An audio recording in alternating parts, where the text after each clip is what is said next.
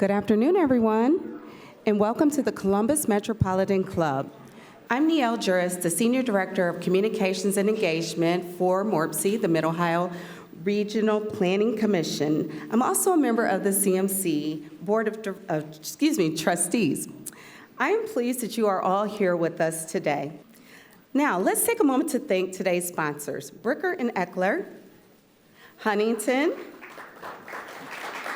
the City of New Albany, and we also want to thank the Columbus Dispatch and the Grange Insurance Audubon Center for its ongoing support.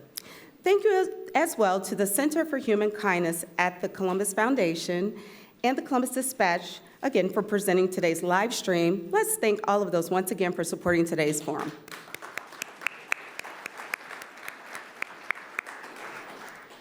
So at today's forum, we'll be looking into the future.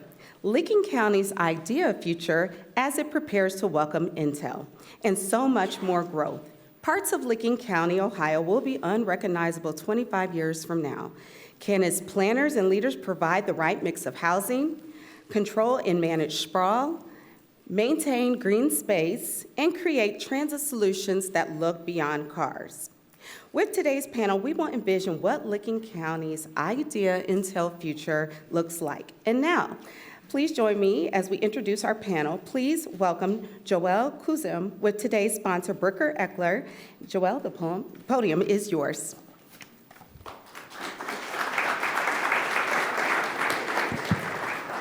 Thank you, Niele. On behalf of all my colleagues at Bricker and Eckler, we are so pleased to help sponsor today's program. The announcement of Intel coming to our area has had some referring to Central Ohio as the Silicon Valley of the Midwest. And that means not just new corporate citizens for us and jobs, but also housing, schools, and public infrastructure. Why is this so meaningful to Bricker? We have been helping this communities thrive for 77 years.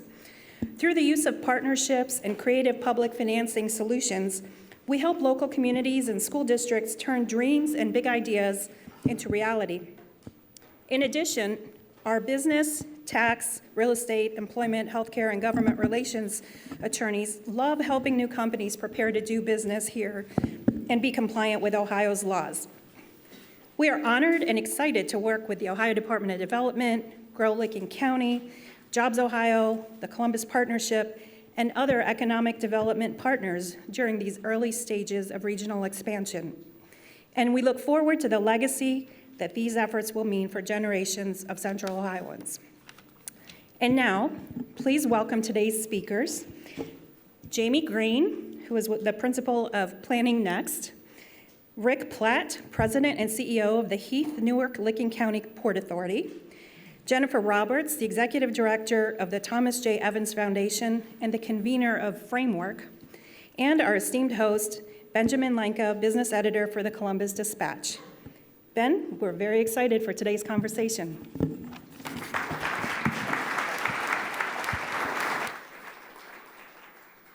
Thanks so much, and thanks to everyone for coming out today. It's good to see what a full crowd. My goodness, look around.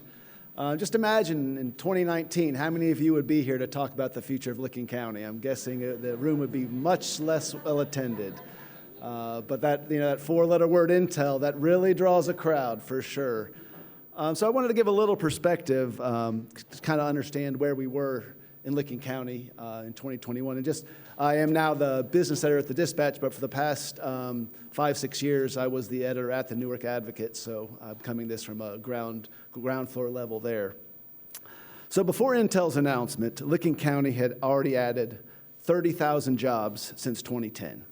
That's 11,500 at distribution centers such as Amazon and Aetna and Pataskala, 10,000 at New Albany's Beauty Park and Technology Centers, and 8,500 at the Heath-Newark-Licking County Port Authority, which Rick could probably talk about a little bit. But even with that growth, there was concerns about what the future was. I remember thinking, talking to some of my staff who's here today, what project should we do for the year 2022? We just got the census numbers, and it showed that many of our communities were struggling to gain population. Was there really a future? So I was like, well, we should probably profile all these and see, are these places going to die? That was I'm a genius. That's what I was thinking at the end of 2021. But then obviously the Intel thing happened. So Rick and panelists, I'm curious if you could just kind of give us a sum of what you felt the state of the Licking County's economy was in December 2021. I didn't have that feeling that we were going to be declining. I guess I'm one of those that it was a little lonely sometimes to be bullish on manufacturing, and that's kind of the heart of Licking County's economy. In Central Licking County, I guess one correction, the Port Authority is one of 5 industrial parks that collectively add up to 8,500 people employed. And it's interesting that there's nothing alike about the 65-plus companies that are in that corridor. Most people in this room, just like when there was a chuckle, Ben, when you said that, who would have come in 2019 to hear about Licking County, most people, rightly so, don't necessarily recognize what's just a few miles away.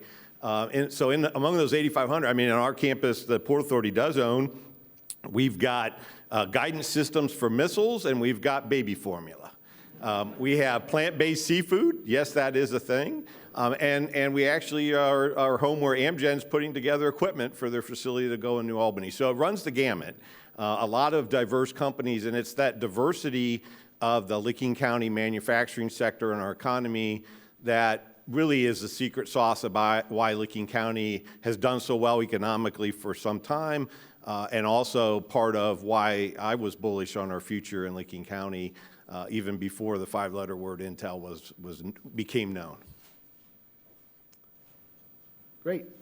So obviously Intel's announcement happened roughly a year ago, and to put that $20 billion investment in perspective, according to at least my quick glance at the Licking County Auditor's website, the total market value of all property in Jersey Township was $2 billion. The total value of all property in all of Licking County was $20 billion. So we're talking about the investment the size of all the property worth in the entire county coming in one fell swoop. That's a pretty dramatic change.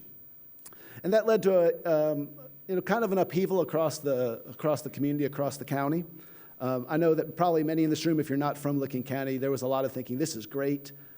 This is going to be awesome for Ohio, all these high-paying jobs. We're bringing a sector to the state we haven't had before. We're inshoring, we're onshoring an industry that we really need to for national defense purposes.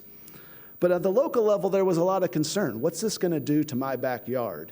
It wasn't now, there's going to be NIMBYs in any community, but it was well beyond that. You know, people moved to Licking County, especially in the rural areas, because they didn't want to live in Columbus. I mean, no offense to anyone here, but that's true for a lot of people that live out there. What would this do? You know, there was concerns over escalating property values, the loss of rural lifestyle, that ever closer creep of the Big C. Overnight, rural township trustees had to become urban planners. That's not the role that they signed up for when they ran for office originally. Some communities handled this better than others, and I'm not picking on them, but it's fair to say that 2022 was a nightmare year for Johnstown. It became a city in October of 21. In that past year, it lost its mayor, its council president, 5 of the 7 council members, 2 city managers, police chief, finance director, service director, city planner, and more. In August, the city had a recall election, removing the mayor and council president overwhelmingly. And now this is the most extreme example of kind of the turbulence that's happened, but there's many Licking County governments that have struggled with the news. There really didn't seem to be an overall planning effort, an in-steps framework. And so, Jennifer, Jamie, I'm curious if you could, at least from a broad level, say, what did you see in 2022 that made you think a nonprofit should get involved to help plan for this massive community investment? Well, I'm not sure it immediately popped into our minds to step into this role, but our role in the foundation, we have served many municipalities in partnerships where we have bike paths, public parks, lots of resources that we make available to the public at no cost in partnership with these government municipalities. So as the news broke about Intel coming to our community, there was quickly a group that formed that was called Welcome Intel. And that group, represented here by Rick Platt with the Heath-Newark-Licking County Port Authority, the Licking County Chamber of Commerce, and Grow Licking County, our CIC, quickly pulled leadership together throughout our county to try to figure out how to respond to this news. Coming out of those initial meetings with Welcome Intel, it became clear that planning was not going to be the focus of that group. And so different community leaders approached the Thomas J. Evans Foundation and our board chair, Sarah Wallace, to see if we would be willing to step in as a neutral convener. This was obviously not our wheelhouse, but we've had a long history of successful public-private partnerships where we've worked with various jurisdictions throughout our community. And so we quickly pulled together a group of individuals representing 14 jurisdictions in our county government, 2 of which are represented here with Mayor Johns from Heath and Commissioner Tim Bubb from Licking County. And we proposed to them on April 28th of 2022, would a public-private partnership be of value to you? We didn't want to step into a role that was not beneficial. Our primary goal was to bring international resources to the table so that they could have additional tools at their hands to do this planning work and to bring best practices. And there was unanimous support from the jurisdictions that they wanted the support. And so from that meeting, we initially moved on to a national search for a public planning partner, and that's where we brought forward Jamie Greene as the principal from Planning Next. His team has been an outstanding partner. We came back with that recommendation after interviewing 4 firms, researching in depth about 20 national firms. And in June, we presented to our leadership team of elected officials from those 14 jurisdictions in the county representation what our recommendation was to go forward, and there was unanimous support to do so. So from that point, we engaged in a process of trying to identify resources to help support this project. And really from about July of last year, we have been on a race to try to get ourselves ahead of the planning effort. Many people tell us we should have been doing this a long time ago, but the reality is within Licking County and the way our government is structured and the autonomous roles of each of the township trustees, the village administrators, and the city mayors, this probably wouldn't have happened without this news. So we have an extraordinary collaboration, a great partnership of elected officials, and that's really how we stepped into this role. And Jamie, what have you heard from people, and I assume it's probably different things, but what do they want to see for Licking County's future in light of the Intel development? Sure, Ben. Before I do that, I just hope that folks in the room appreciate what Jennifer just said, that a development organization, it's not in their wheelhouse, chose to provide leadership in their community in the face of so much unknown activity. Like no one, I mean, we've even talked to the folks at Intel, and certain questions, they'll say, we don't know yet, we don't know. But they stepped in there, and many of you I know in the room have been involved in planning processes in your own community. And those can be tough, and those can be challenging. Imagine someone being willing, in this case the Evans Foundation, to step up and claim leadership of 15 different jurisdictions. I mean, that is phenomenal. And that just doesn't happen. So I think there's a just amazing point here about the value and importance of leadership in these kinds of efforts. So the question, Ben, that you wanted me to answer was, what are we hearing from folks? Yeah, so, you know, we have been really fortunate on the engagement. There's probably, 3,000 people who have participated in our engagement efforts so far, telling us what they think is important for their community.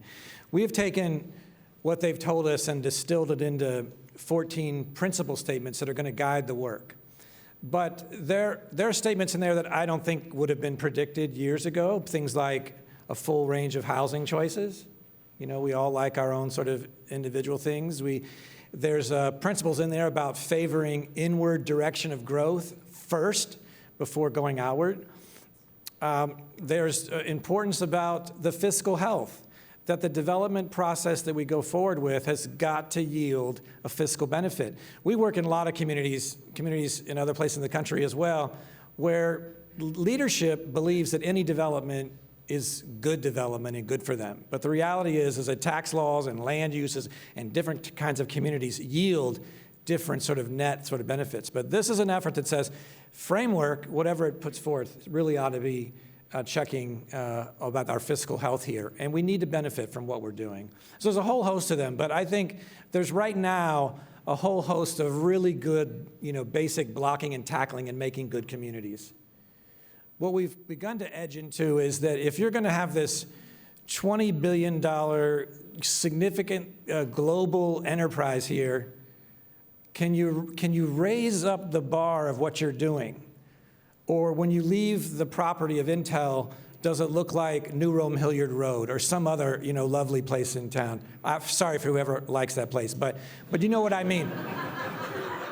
You know that we've done a terrific job in the last 60 years of making really homogeneous, unattractive places that no one has an ounce of emotional attachment to. So what can we do in this part of Licking County that sort of rises up to this moment in creating quality places that we'll all be proud of?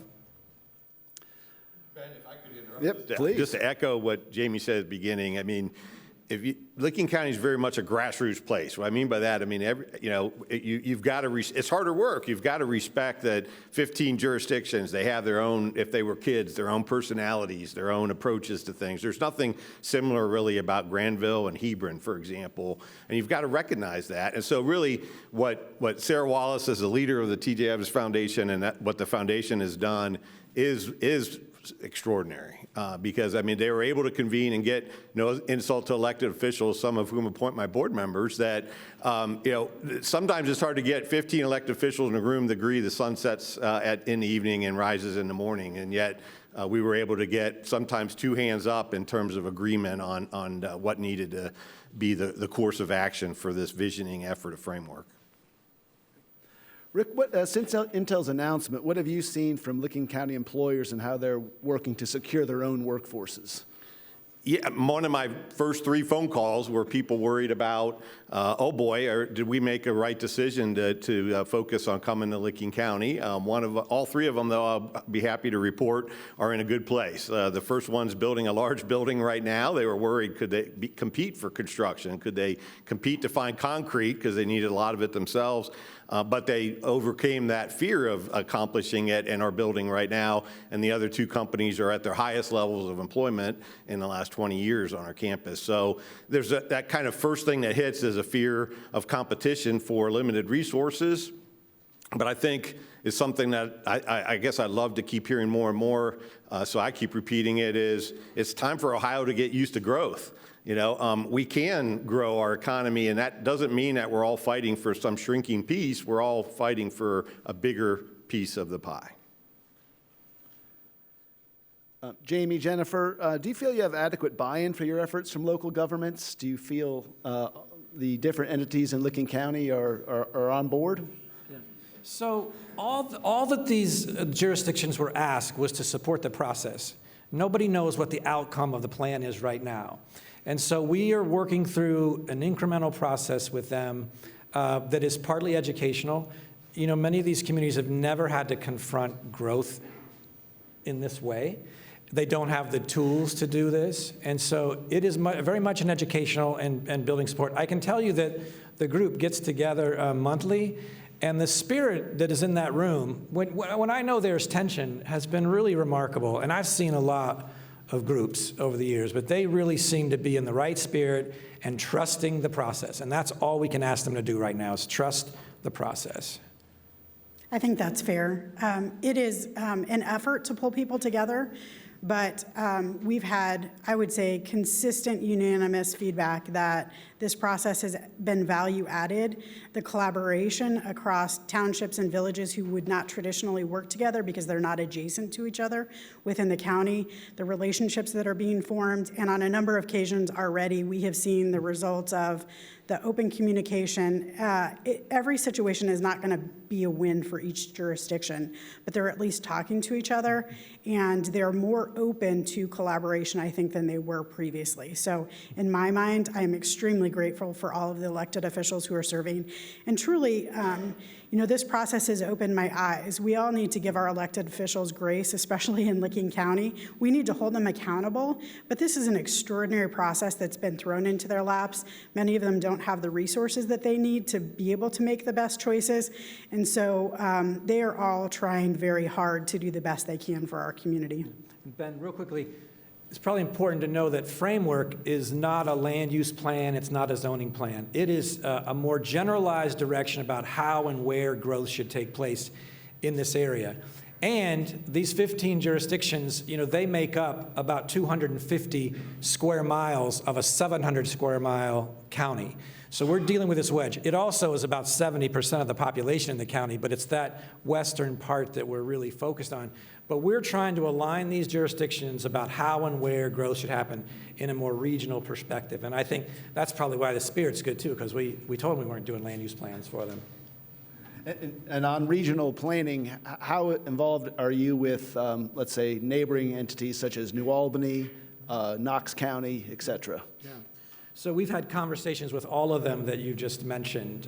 We have interviewed about 85 different entities in our work, in addition to the general public. And so the New Albany Company have all been very open to us talking. The leadership in Knox County has been open. And in Fairfield County, one of my colleagues in the office is actually doing their long-range plan at the same time. So there's this spirit of collaboration. It isn't like this is just about Licking County. Don't talk to folks out there. It's not that way at all. There's a hunger to learn and share, and a strong recognition that we're all in this together. That the Intel site is relatively small to the larger area that people care about and the people that they care about.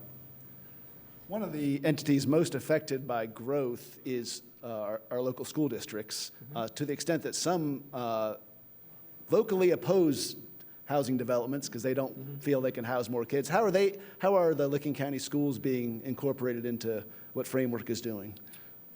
I'll start, Jennifer, and then you can go, because I like to share this part.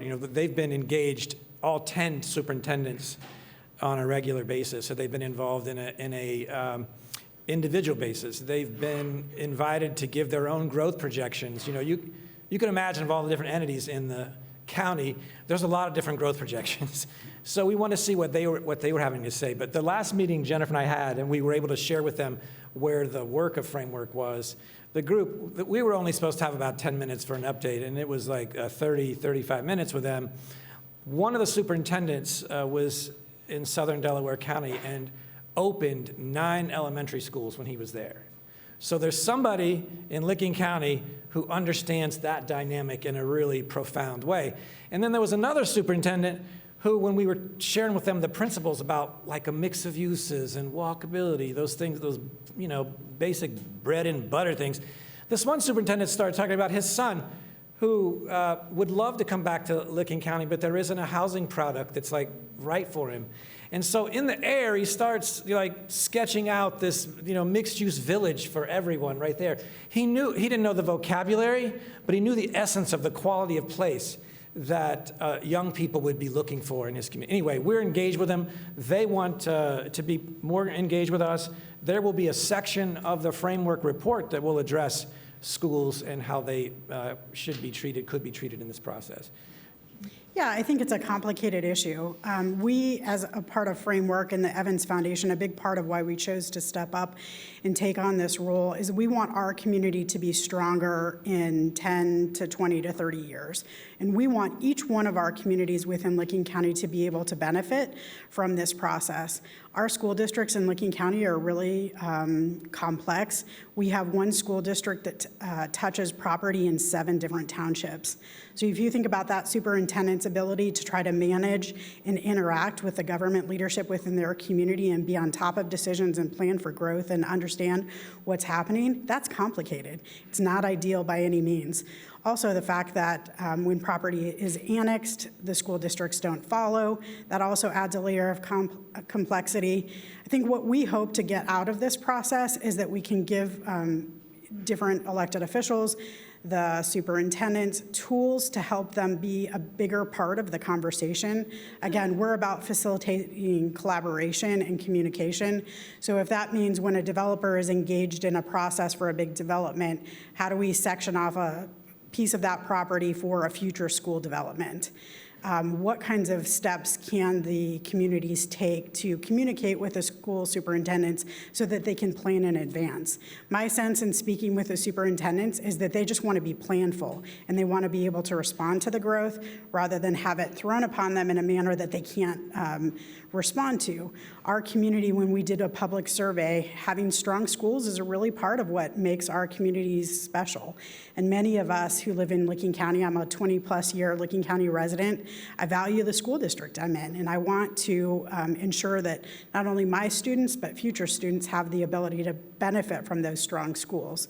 So they're very much a part of our process. This may be difficult to answer because the answer might be I don't know, but with Intel and the other development, how much should residents in Licking County expect their daily lives to change? Will it depend on where they live? Yeah, well, Ben, I would say first, like how would residents of Licking County? It's 700 square miles. That's 3 cities of Columbus, like the footprints in that area. So it's a big place. So we expect the folks in Eastern County that other than maybe some increased through traffic and maybe some housing out there, it's probably not going to change. But those folks that are right up against the Franklin County line, it's gonna happen. And so that's why, they're gonna experience the changes. And we read your paper, Ben, and we know, and the Newark Advocate, and we know that something's happening almost every day in that part, and it doesn't expect to slow down anytime soon. So that will be different. But there are efforts underway right now. There's at least 3 different transportation studies going on to look at how to improve mobility. There's a transit study that's not been awarded yet, but the Eastern Franklin, Western Licking transit study. So they're trying to, make that, as least worse as possible, going forward. But it will change. But the point of what framework is about is and we've talked to the transportation folks about this, you don't have to just pull the standard designs off the shelf and, give it to Western Licking County. Can we do something here that really meets, what these people really care about? So yeah, there may be some more congestion. Yeah, there's gonna be more development, but can it be done in a way that, you're proud of it and it returns value long-term? I think that's the issue. For those areas that are gonna change, it's going to change. We've done research on developable land in our section, it's 250 square miles, so it is the same size of Columbus, of what is developable there. And, we've taken out things like steep slopes and roads and water and, preserved. And then we've applied the projections that the BIA has put together that many of us are familiar with. And, there is quite a bit of land over time, if it's used well. And these are using the density that currently exists in the communities. If some of these communities said, oh, no, we need different housing product and we don't want to lose as much land, we're going to have higher density, then there could be even more land available. But it's something like, 40% of the land is easily developable, and a third of it would be taken up by the BA, a third of the 40% could be taken up. But we do know that the density is a tricky thing. In our work around the country, and we do research, engage public, we know that in general, when you ask the public about development, they're adamantly opposed to 2 things, and that's density and sprawl. And we're feeling that a bit in Licking County right now about how to address those two dynamics there. But it will change. And what's really up to the local jurisdictions is, what sort of rules or regulations are you, willing to put in place that will manage this, what's going on to the best of your ability? You touched on it a little bit, but I know that Newark-Licking County is probably the largest community in Ohio without a fixed route transit system. It sounds like that's at least being looked at. Yeah, I think there's a lot of good work because, sometimes I can be optimistic or naive, but I'd like to think that there's growing sensibilities about ways that we should get around in this country. And MORPC, I see a good MORPC team here today, are really thinking in all different kind of ways about how do we actually get around. It's connected to so many other aspects. It's not just about getting around. It's about economic development. It's about quality of life. And I would like, and I know that Licking County, there's conversations going on as part of this effort to address that in some meaningful way. Rick, you've long been bullish on manufacturing in Licking County and Ohio. What do you believe we should do now to capitalize on this moment? Well, I think it's a recognition that this reshoring of manufacturing is real.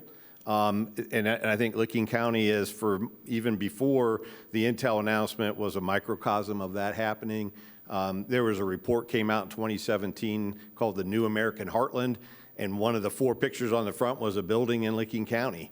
And people quoted in that story talking about how the middle of the country was really going to be part of being able to bring back manufacturing to our shores and really serve the whole globe in terms of providing manufactured goods. And then in early 2021, Jobs Ohio was part of a report that came out from another think tank that totally focuses on the middle of the country. Same thing happens, that, okay, Ohio really is poised to be the place based on its history, but also on its future, the place that's going to welcome back manufacturing. So it's no surprise to me that that's already happening. And I think our challenge in Licking County is we need to. I got my cheat sheet of the things Intel's looking for in terms of skills. It's robotics, it's automation, fabrication, CNC machining. The list goes on. But the list of companies that want those same skills is actually equally long. There's a lot of companies right there in central Licking County. It's the largest manufacturing corridor in all of central Ohio. Companies like Boeing, THK, Nature's One, they're craving those same skill sets, and they're finding them. So that's why I remain bullish. Ben, I don't know if you're going to talk about housing, but if you're not, I'd like to at some point, because I think it fits in with what, what is being shared by Rick right now. Is it okay? Yep, yeah. of course. Well, Rick talks about trying to help these businesses. Many of you in this room, if not all of you, know about the housing challenge. We know that in the last 10 years in Licking County, that for every house or residential unit that was built, Rick and his group had 4 new employees. So 3 of those 4 new jobs had no choice, to be in the county, and that 28% of the workers, have to drive 25 miles or more to get home. I mean, that's a big issue about how to get employees to their life. Well, I guess we've seen it when we ask our customers where do they find their workers. 10 years ago, 70% of them came from Licking County. Today, it's 60%. So we're witnessing that more people are having to commute in rather than be living in Licking County. So I guess I'm a believer that the market's going to catch up on that. We've seen east of us, even though our park in central Licking County is equidistant to the Franklin County line, we've seen east of us as the second most in terms of population finding their way to the technician and engineering jobs that are available in Licking County. So I'll be hopeful that with the help of framework, but that the market will find its way. So we'll move to questions from our live stream and in-person audiences in just a minute. If you have questions, please make your way to the back in the microphone right now. So one more question for me, panel. Many people have used Phoenix and Arizona and Oregon as comparison communities for what we might see in Licking County. What of those models do you think is good, and what do you think we should be cautious about using? I might just speak up. I have not had the opportunity to go to Chandler, Arizona, but our team did go to Hillsboro, Oregon. And what I gained from that as a Licking County resident is how important planning is. So the quality of place on their streetscapes, on the construction of their buildings, It was a beautiful place to be, and I had confidence after making that trip that with appropriate planning, our community can shape what happens in the future. And I think that's really, really important for people to understand. We can't stop growth, and we're not trying to stop growth, but we're trying to provide guidance and direction on how to shape that growth in places that make most sense from a fiscal perspective, but also make us feel good about the place we live, work, and play. And from my mind, that is the one thing that I took away from that trip. I've been to both, and to me, the takeaway was a calming effect. You know, a lot of our neighbors in Licking County have been fearful, you know, don't want to be across the street, don't want to be near, and yet there was an alfalfa field across the street from Intel in Chandler. There was an apartment complex where we met a 25-year Intel employee who lived there before Intel actually came. So it was a calming effect for me that I could share with my neighbors that, hey, this is a good neighbor to have, at least in the two places that we've seen. Great. It's CMC's longstanding tradition to take audience questions. Doug Buchanan with CMC is curating questions from today's live stream audience. For those of you with us in person, please join Doug at the microphone. Out of respect for others, please keep your questions brief and to the point so we can get to as many as possible. Please also keep in mind that questions do end with a question mark. Doug, what is your first question? Yes, they do. Ben, thank you very much, and thank you to today's panelists for a terrific conversation. I'll kick us off with a question from the live stream audience. This question comes from Todd Houston, who asks, this question might be for you, Jennifer, is the foundation attempting to create any binding commitments among local authorities to help achieve the overarching plan for growth? We don't have a binding commitment within our jurisdictions. When we set out, we let them know that our goal would be to bring resources to them and that our collaboration was kind of one of goodwill and good spirit. It was difficult to ask our communities to make a commitment to something that we didn't know what the product would look like. And so our goal is to provide great resources, really good information about our communities, information based on what the communities themselves want and the residents of Licking County want, and then hopefully that information will help those elected officials and their leadership teams make the right choices. I have every confidence that that will happen, but we are all there on a sense of goodwill and wanting to be collaborative rather than it being forced upon them. Go ahead, sir. My name is Brian Urbanski, and I'm a housing provider, and I'm also the founder of the Aubrey Affordable Housing Foundation. We're a 501c3. And we provide support for some of the most financially challenged groups that we have in our community. And Rick, I think you really hit the nail on the head when you said that we have to get used to growth because it's here to stay. And I would like to add to that, but it does come at a price. Here in Columbus, we're already, and you guys have already addressed the housing question, and I appreciate that.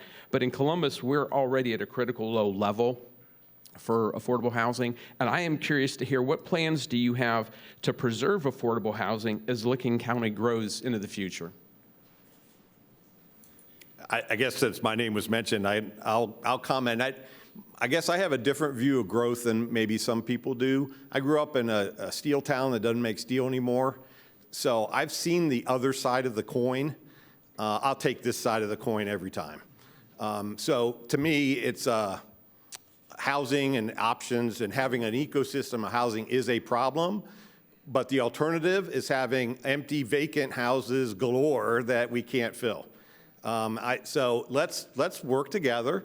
Let's see if the market is going to drive our ability to answer some of these questions. And where we see voids, let's go about tackling them. I would just add that what you raise is important for a complete community, and you've got to address these things.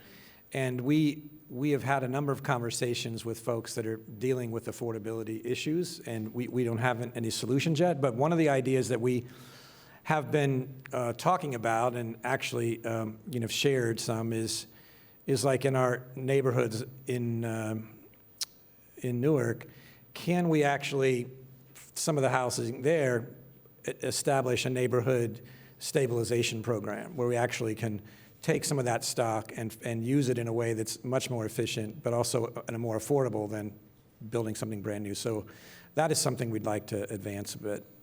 The other thing I would say is that I have watched community leaders come together in a way that I haven't seen before. We have folks representing the finance world, folks representing underserved populations, and the conversations are happening in a manner that I think are going to gain more momentum than they have in the past. Mm-hmm. Also, the information that's being generated by Planning Next and their partner, Kevin Hively, with Ninigret Partners, they are providing a lot of really good data that many of our community leaders, I'm not even sure, had at their disposal to understand what our average wage is in Licking County, and can that individual, if they're a single-family home, find a house. And so the data that we're providing, I think, will help people make really good choices and start to come up with creative solutions. Thank you very much.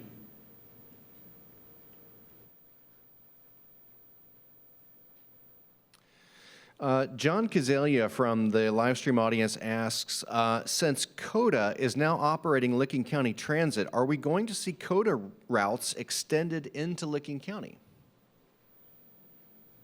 I don't know that I can answer that. I don't know what CODA's plans are. I know that CODA in general is interested in sort of the regional mobility questions, and they've been interested in Licking County in particular, but I don't know the answer to that specifically.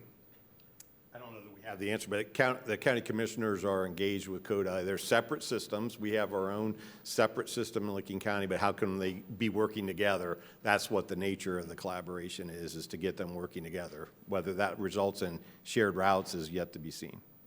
And hopefully, if you read the Dispatch and Newark Advocate this week, you would have seen that there will be some test markets or test routes in Licking County this year from CODA. So. Hi, my name is Nikita. This is really, really tall. I'm a CCAD student, and I was just wondering, a lot of times when a city is expanding or if there's growth economically, it comes at the cost of the local environment. So I was just wondering what kind of plans you guys have in the future to like preserve it and like care for it more. So what we're crafting with the leadership group is what we're calling a conservation and development approach. So we're leading with what here is special to you, what here is environmentally sensitive, that should be conserved or protected. So we're starting with that. And so when I mentioned the amount of developable land in our study area, we'd already extracted land that, appears to have some sort of constraint on it. Could be a water feature. So we are starting with that, and we think we've heard that strongly from the folks we've engaged with, is that the natural environment to them is important. There's also a group in the county that works to help conserve land. So there's a lot of land that's conserved. We have a map of all of that land as well. So I think that's part of the culture of some of the people we're integrating with, and this, if the leadership group supports it, there will be, the main product will be a conservation and development map. Does that help? Kinda. Well, go it again if you want. No, I mean, it's not just the land, I guess, that needs to be preserved. It's like the waterways and the like species and animals and stuff like that. So. Yeah. No, you're absolutely right. We think that was, I think that was kind of implied in your question. We also have the Nature Conservancy that's out working in the county right now that is looking at those kind of things. So we have been looking at it. We'll look at it even more based on your comment. Questions? Thank you. Thank you. Again, from the live stream audience, Richard Needles says, Licking County is currently 91% white. What impact will the planned growth and development have on the racial mix in Licking County? Is diversity a goal for Licking County? I know that our manufacturers in central Licking County would enjoy having more diversity among their workforce. So we hope that events like this catch attention to the fact that there's actually going to be more than just Intel was already in Licking County, that you know, you could go to jobs.boeing.com and find opportunities for jobs at Boeing right now. And so I think part of it is let's get attention for folks who are interested in job opportunities right now. To me, that's one answer to the question about diversifying the workforce of our region. I would also suggest that our employee base is becoming more diverse. It's not necessarily reflected within our residents yet, but as housing issues are addressed, hopefully they will become more in parity. I would just say, I think based on the number you gave and the growth that the county is going to see, I mean, more diversity will happen in Licking County. I mean, there should be no question about that. It's whether there's policies to encourage that and integrate all populations to make them feel welcome. But it will happen. That's just a no-brainer.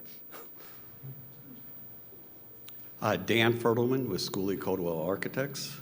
How do we ensure a different pattern of development? Our current way of developing is an apartment community here, a housing community here without network roads. And that actually causes most of our congestion. How do we break that chain? Well, Dan, we are at that point in this process. On the agenda in March is a discussion about character, and a lot of our work, it's not just about like what the land is used for, it's how does it manifest itself three-dimensionally, you know, when it happens. And a lot of folks don't think of it that way. I mean, you can go easily find comprehensive plans that have no real indication of the three-dimensional attributes of a place. So we would like to, we're going to do this next month, share with them how you can actually organize the framework based on character types that get us that point. It ultimately will be up to them, like how they want to organize it, but I think that's fundamental, Dan. I mean, it's really frustrating that we haven't found a way in this region, you know, to do something other than a standard subdivision that, you know, creates a more quality place. Jamie, it sounded like Dan was volunteering to offer some pro bono advice to your committee. Just Hi, my name is Diana. I'm here with Otterbein University, and I actually grew up in Pataskala. I lived there for 23 years of my life. And I remember my sophomore year, we lost busing, and our school was so overpopulated that we had to have trailers outside to hold classes. So I guess my question is, as far as growth, obviously we are growing, but can you talk more about how you can start building the Intel without having a basis for, as far as like how it's going to affect schools? Because, I mean, correct me if I'm wrong, but I thought it said that the building will be done in 2025, right, which only gives schools a couple of years to deal with that overpopulation. And, you know, you also think about if you do have housing developments created, then you also have like fast food restaurants and gas stations, and the highway is also going to change. So how can you start building a building that's going to impact the environment so much around it, but not have plans for all of those other things as well? It's a great question, but it's just the nature of like our economy, how partly this works. Somebody decides they want to build a building, it's got the zoning for it, whatever, they build it, and then the consequences, you know, have to be addressed as it happens. This may not be good enough news, but, you know, there's a long lead time right now, relatively speaking, of the next 3 years, or 3 years when it started, for folks to react and start doing the planning. And there's so much planning going on right now in Western Licking County. I mean, it is extraordinary. Make your head spin if you try to keep track of all of those things that are happening. But they're trying to do that. And people are being mindful that there's a market that's going to be generated by not just the 3,000, but the suppliers and all the other development that Rick has talked about and that's going on in New Albany. They're well aware of what that's going to happen. So I think that is happening right now, but, you know, you're not going to see, you know, a restaurant open, you know, later this year just waiting for the Intel employees to come, you know, in 2 more years. It's not going to happen. But I think that there's a longer lead time here than you typically would expect in communities. I think some of our neighbors in Licking County have had some of those same fears, and I think, what they don't realize, because Intel had 20 billion reasons for people to pay attention, that there was a lot happening before. There were more than 10,000, I'm told 10,000 people working in the New Albany's International Business Park. There's 11,000 at Etna. There's 8,500 in central Licking County in that manufacturing corridor. Our manufacturing workforce grew 41% overall in the county. There's been a lot of growth happening, and the market's working. It's absorbing.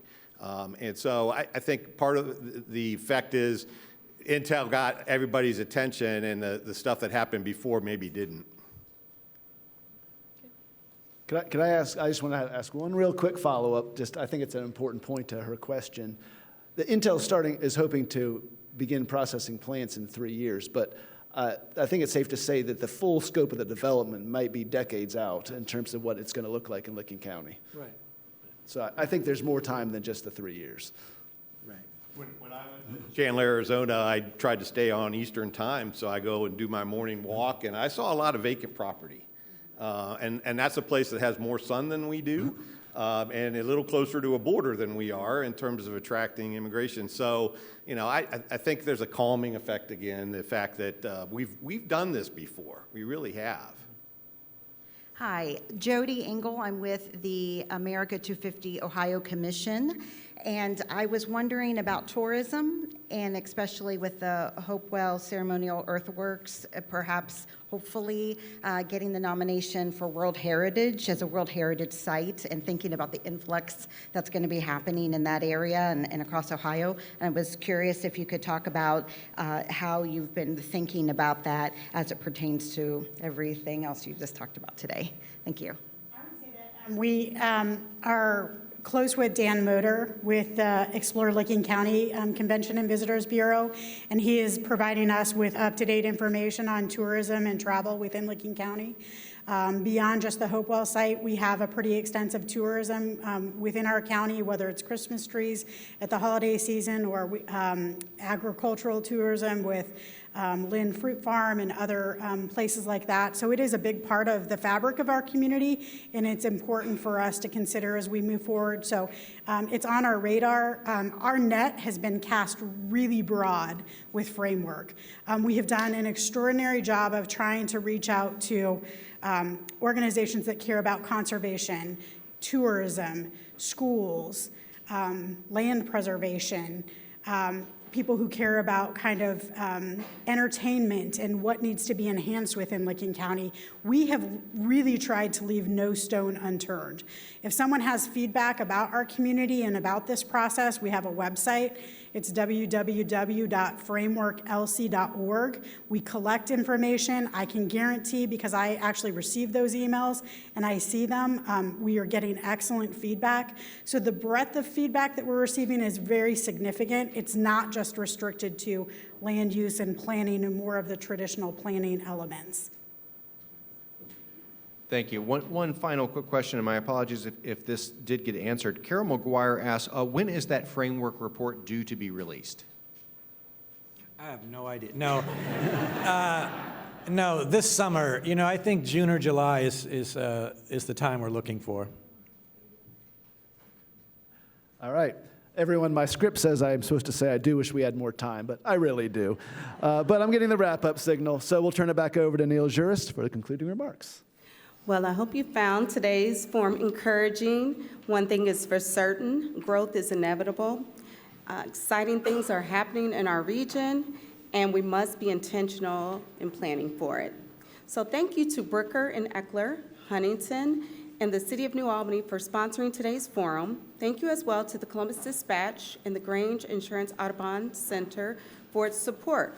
Thank you to our virtual seat patrons and to the Center for Human Kindness at the Columbus Foundation and the Columbus Dispatch for supporting today's live stream.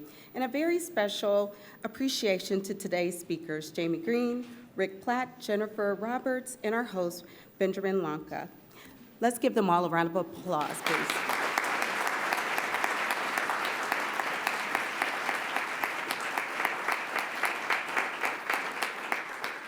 So please make plans to attend next Wednesday's forum. The the state of downtown, corner offices to condos, right here at the Grange Insurance Audubon Center. Please also take a moment to answer the short survey at the bottom and the inside of your program that's in your form flyers. Thank you, everyone. We cannot do this without you, and have a great afternoon.